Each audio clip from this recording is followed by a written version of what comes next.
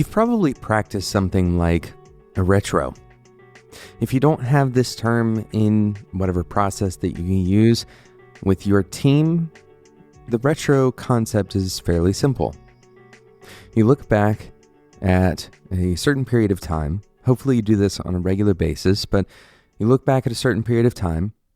You identify the things that went well, the things that didn't go so well, and then you do a little bit of analysis. Why didn't they go well? Can we draw some kind of conclusion from how things went and iterate, make some adjustments, and move forward? Typically, these retrospectives actually do yield a lot of useful information.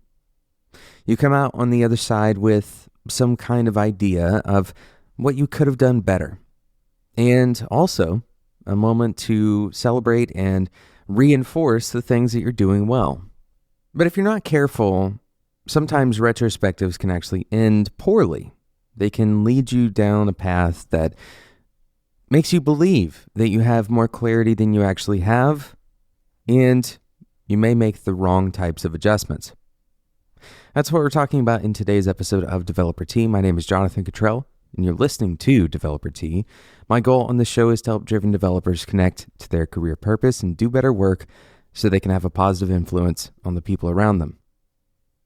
So if you're doing retrospectives, which, by the way, to clarify before we jump into the episode, I do recommend retrospectives. I do recommend taking time to review how did things go this past week or whatever period of time you choose, and structure them however you want to, but make the goal identifying things that went well that you should continue or that you should, for example, you should double down on, right? Maybe invest more in a particular direction, and things that didn't go so well and things that you're willing to try to address those issues. But the reality is that if we do retrospectives and we believe that we can analyze things thoroughly, then this can lead to worse problems in the future.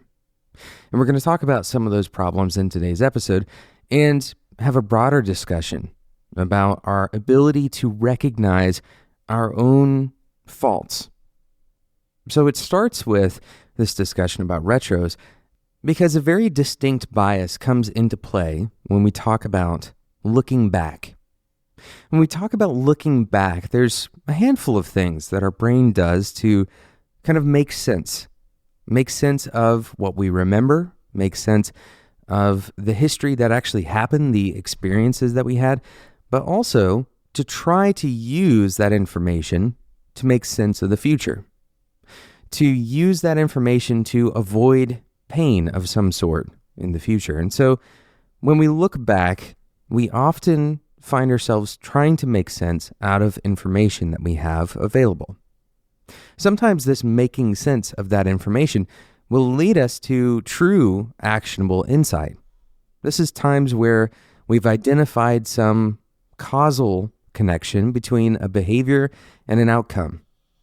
But if you're like most people, in these retrospectives and really any other time in life when you look back at the past, you have a newfound power. And that power is that you know the future. If you're taking your head and you're trying to place it in the past, it's impossible to revisit that same exact mental scenario that you were in. You can't reframe the same context that you were in. In some ways, you kind of poison the well. You know what the future is, and so you can draw more direct relationships to the new reality that you now know about and your behaviors from the past. This is called hindsight bias.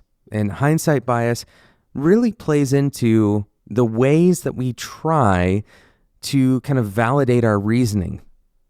We can imagine that we are now bulletproof to these same errors because we can draw a line to exactly what caused them. But the truth is, if we were to actually be able to rewind time and take our brains and put them back into the context where they were when we actually, committed that error, then we wouldn't be able to identify what was happening. We wouldn't be able to see the clear lines that we see once we actually know that future state. So how do you avoid this kind of situation where you're falling victim to hindsight bias? But more generally, how can we be more aware of our own shortcomings? We're going to take a quick break to talk about today's sponsor, and then we're going to talk about how to avoid hindsight bias, or at least find ways of dealing with it. Today's episode is sponsored by Linode. With Linode, you can instantly deploy and manage an SSD server in the Linode cloud. You can get a server running in just a few seconds with your choice of Linux distribution, resources, and the node location. Speaking of node locations, Linode is launching new data centers, specifically in India and Canada, before 2020.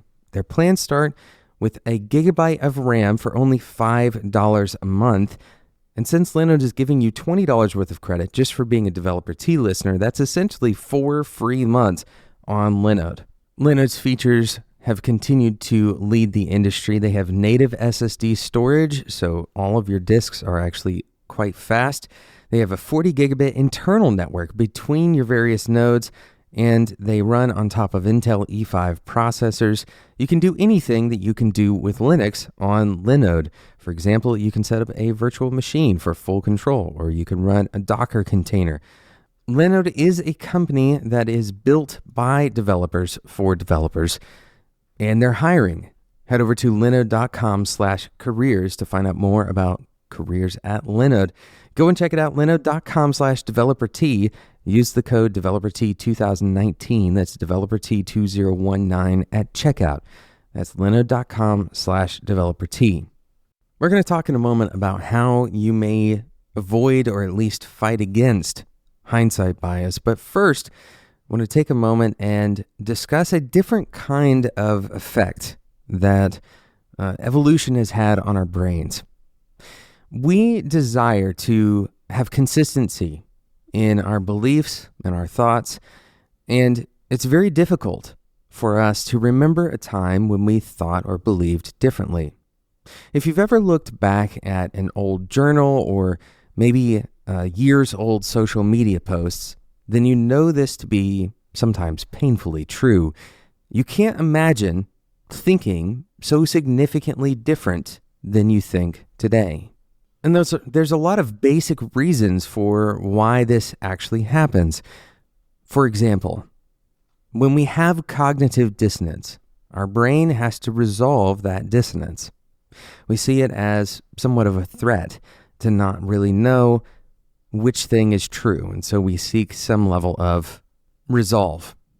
But when we have things that are changing, when we have beliefs that are shifting, especially deep-held beliefs that we've constructed large parts of our life from, it's very difficult to let those go because it takes a lot of energy. We have a lot of rethinking to do to resolve that dissonance. This is kind of a large-scale version of hindsight bias. We believe that our story makes sense, that we arrived at our current beliefs in a reasonable way, and that all of our beliefs led up to these beliefs, and all of our wrongs previously were well-intentioned. But the truth is that we can change pretty significantly and sometimes not even realize how much we've changed. And so, in order to fight something like hindsight bias, you need to have a way of reminding yourself when you thought differently. This is a way of tracking the moment that you realize that you were wrong. That simple reality that you were wrong about some piece of your reasoning is the thing that you can learn the most from in your retrospectives. The problem with retrospectives is this idea that you have an all-seeing eye. That illusion comes from the fact that everything that you are analyzing has played out. If you try to analyze forward with that same position, with that same kind of all-seeing eye, you're going to realize that it's a lot harder. You don't have all of the evidence to work from. And so I encourage you that you take time to document when you experience problems and your beliefs about those problems. It doesn't have to be extended. It doesn't have to take a lot of your time, a lot of your energy.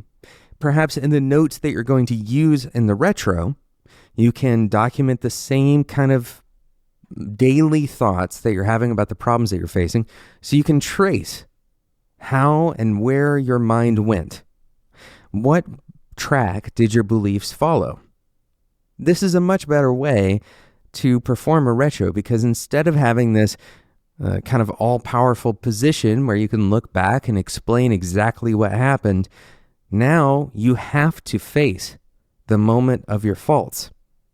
And then you can deal with your faults directly, rather than trying to deal with something from the perspective of having all of the truth.